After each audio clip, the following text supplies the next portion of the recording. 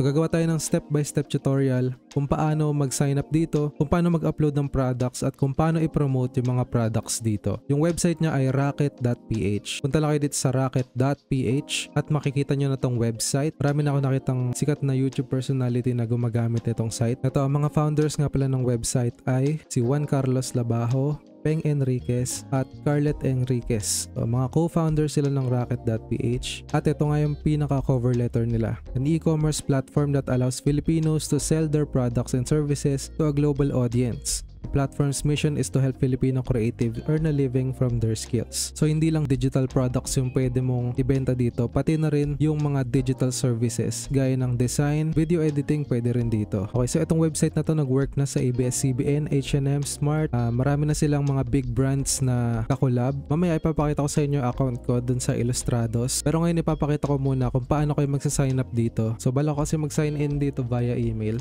Pero pwede ka rin dito mag-sign in via Google. Pwede ka mag-login ng Gmail, login via email, o pwede ka rin mag-login via LinkedIn kung meron kang LinkedIn account. So in this case, magsa-sign up tayo. Mag-join tayo via email kasi yung email, ito yung pinaka-basic na sign up. Kung hindi ka marunong ng kahit ano, hindi ka marunong sa Gmail, kung hindi ka marunong sa LinkedIn, pwede ka mag-sign up manually. So magsa-sign up na tayo via email. Ito yung email address natin.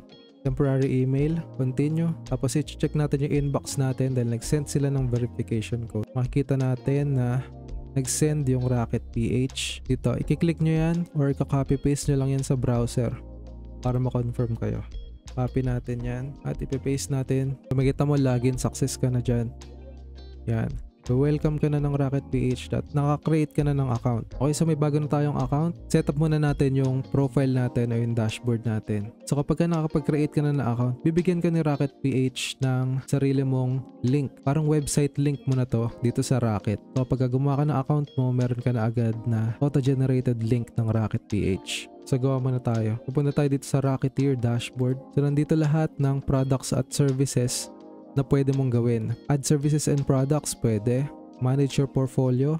Track your orders. Dito mo makikita yung wallets mo. Deliveries, customers, recommendations. Pwede ka rin dito mag-affiliate. Let your friends spread the word for you and reward them. Parang affiliate program na rin. Para kang gumawa ng sarili mong website na merong affiliate program. So, punta muna tayo sa Rocketship natin. Mismong profile. So, dito sa Rocketship link natin, pwede mo itong baguhin. So, halimbawa, Rocket.ph, Illustrados, Rocket.ph, Juan de la Cruz. Basta may checkmark dito, pwede yan, pwede yung username na yan. So, yan, pwede mong baguhin yung parang subdomain nitong Rocket.ph. Next, punta naman tayo sa change photo. So, palitan natin itong profile picture natin. Okay, dito tayo kumuha. So, yung logo na lang natin siguro. Yan, nalagyan na natin. First name.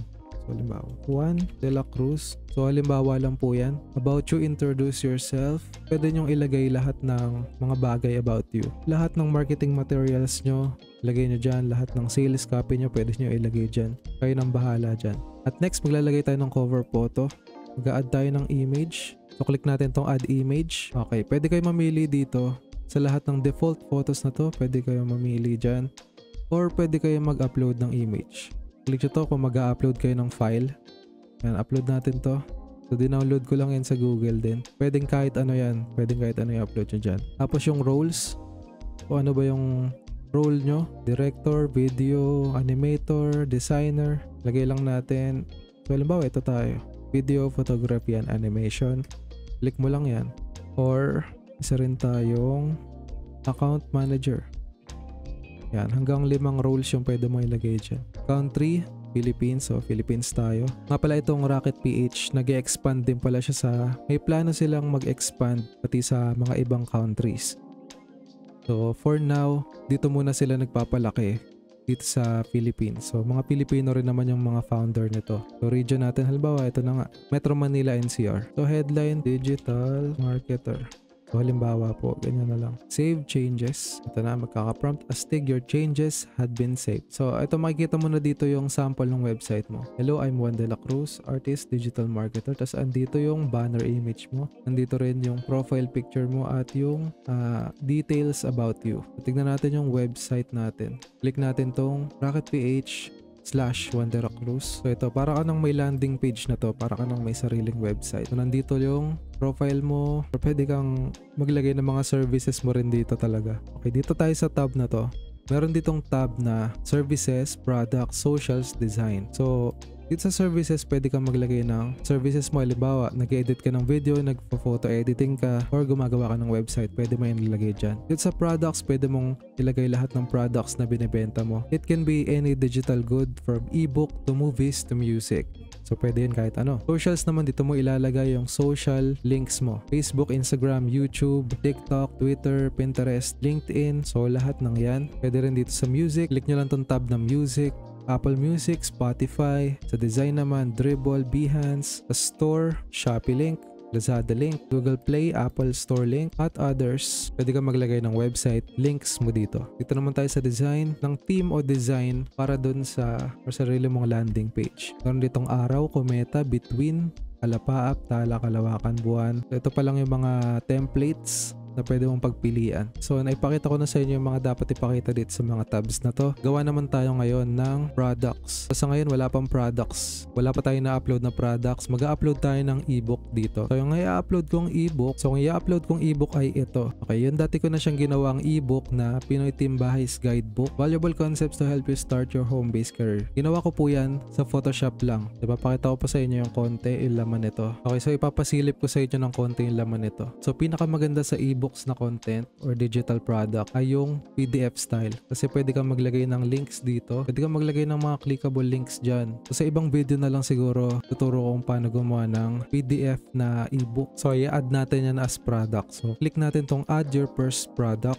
So, pwede ka mamili na dito ng templates. So kahit anong products yan, pwedeng ito nga, aesthetic wall art prints, custom clothing, t-shirt, fashion earrings, iPhone cases, ito maraming ibang mga design dito. Physical and digital, yan arts and crafts. Para tong Etsy nga sa Pilipinas. Merong arts and crafts, digital, cute mouse cursor for mobile, coloring pages, wallpaper packs, PowerPoint for business, yan, Philippine nature footage. So lahat ng alam nyo na digital products, nandito na rin lahat. Pero sa case na to, hindi natin gagawin yan. Mag-i-start tayo from scratch. Click natin tong plus or start from scratch para makita nyo rin paano gumawa nito from scratch. So name, so halimbawa, Pinoy Team Bahay Guide, ebook, digital downloads, physical goods. So digital downloads yan. So kapag ka physical goods, yan yung mga nahahawakan. T-shirt, CD, book, anything. Pero itong digital downloads, ito yung dina-download lang nila digitally. Description. Valuable freelancing tips and strategies.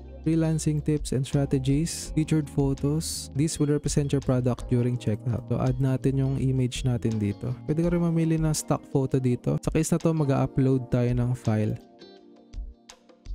Pwede nyo yung screenshot na lang ng cover photo nyo. Pwede nyo ilagay dyan. Or halimbawa meron kayong ililink na Google Drive, YouTube video, Zoom invite. So lahat ng yan, pwede nyo ilink dito sa URL na to. So kung meron kayo na, kung mada-download sa Google Drive, pwede nyo ilagay dito. Pero pwede rin naman na mag-upload kayo ng file dito mismo at i-host na nila yan dito. So click mo tong upload a file at i-drop na natin yung file natin dito. Drop natin yung PDF file natin dito mismo. So yan, naka-upload na siya. At iset naman natin ngayon yung price niya. Ito testing natin to, ang price natin ay 50. So halimbawa 50 pesos. Kapag ka naglagay ka ng price na 50 pesos, hindi siya gagana. So kailangan mo maglagay ng greater than 100 na presyo. Pag 100, nagana pa rin siya. Okay. Tapos kapag ka natapos mo na yan, set mo na yung price, save and publish mo na. Click mo na to. Yan, after mo ma-publish, makikita mo na yan dyan, yung products mo. At kapag ka tinignan mo yung profile mo dito, Rocket PH, Juan de la Cruz, click natin. Yan, makikita mo na nandito na yung product mo sa may front page. Click mo yan at makikita mo yung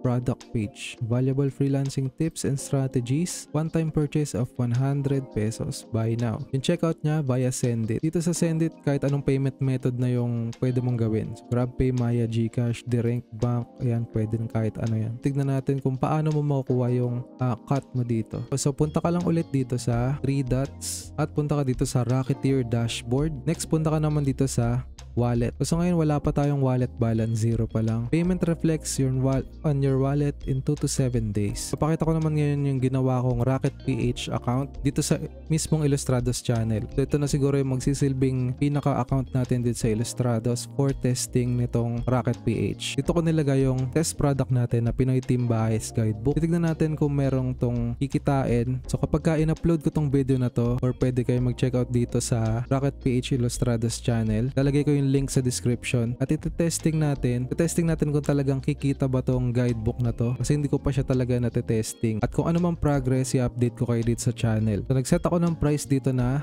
one-time purchase of 110 pesos, rocket.ph/Illustrados channel. Mag-like at subscribe na for more contents na katulad nito. Salamat sa panonood!